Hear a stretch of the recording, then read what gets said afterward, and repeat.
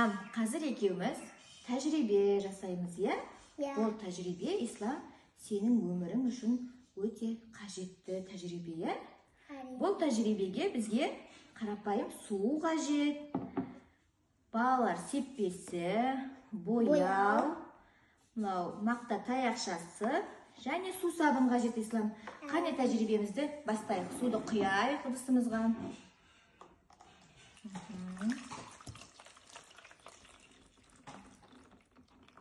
Енді суымызға бояуымызды себейік.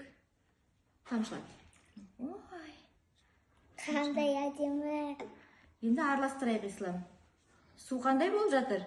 Көкке айналып жатыр. Көк, иә, көкпеңбек болды суымыз, иә? Неге ұқсайды? Теңізге ұқсайды. Теңізге ұқсайды, иә.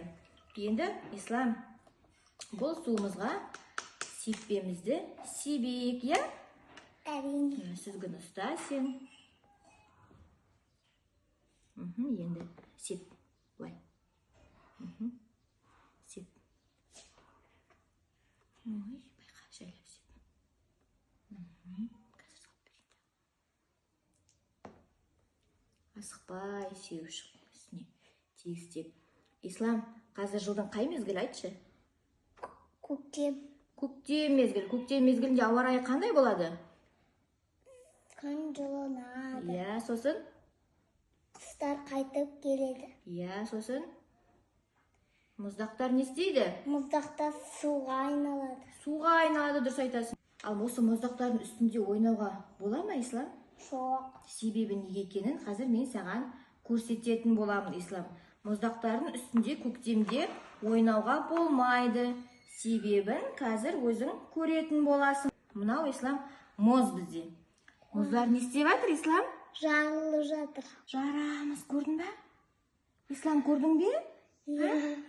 Осылай мұздақтардың үстінде мұз жұқарғаннан кейін сен мұздақтардың үстіне баратын болсаң, мұз осылай не істейді?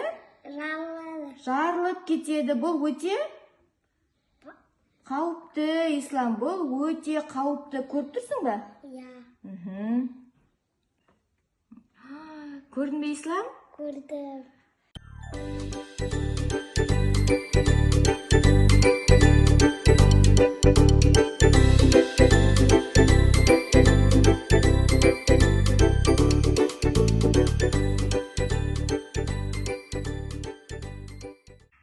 Ислам, саған тәжірибе ұнады ма? Ұнады. Иә. Мұздың үстінде ойнауға бола ма екен, ислам? Жоқ. Себебі? Бұл қауіпті. Дұрыс айтасың. Мұз не істеуі мүмкін? Жарылуы мүмкін. Жарылуы мүмкін. Дұрыс айтасың, ислам. Өте жақсы жарайсың.